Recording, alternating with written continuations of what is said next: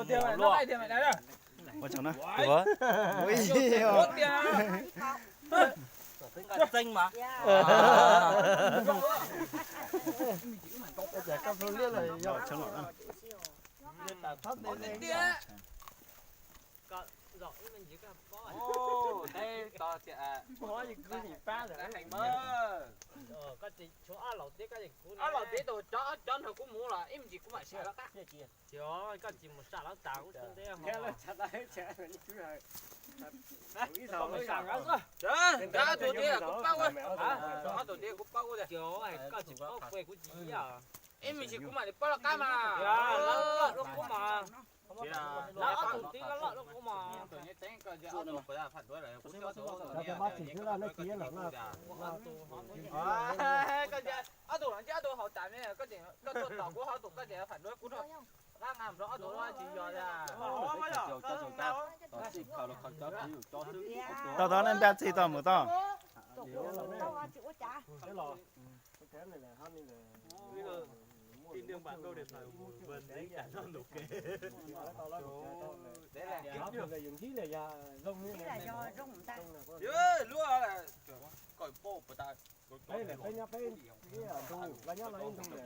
Tao là người sống của hay mà. Thì con mua của chị tao. Xong mà đi xong chiều tàu tụ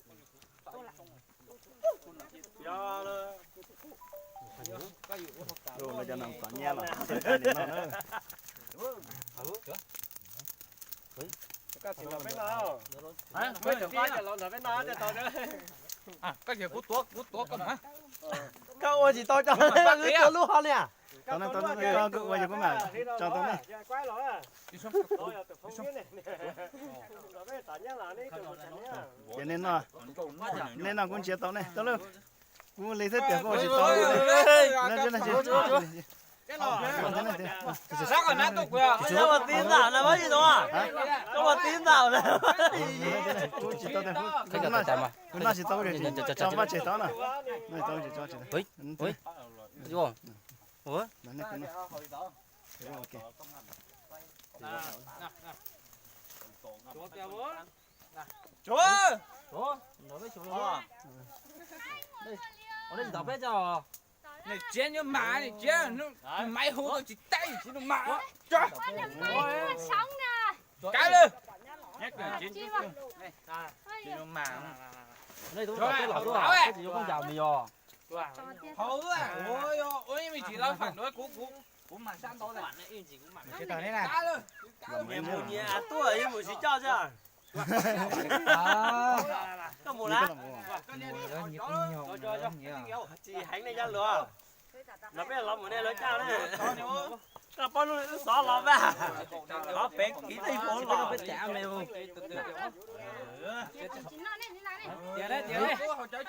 Thế này gì kêu có tình. Phải lâu. Cứ một cái nghe nha. Chịu nó nhịt dầu nữa. Không sao. Cứ ăn đó rồi về mà phun trà cứ để xem chế nè. Ôi số. Như nào nó? Cái gì mà mà. Số đó nào. Cho tỏ chỉ tỏ cho ló lên này ló. Số ló nào thì số ló mà nó kia nào. Bên đi mà. Ok nào.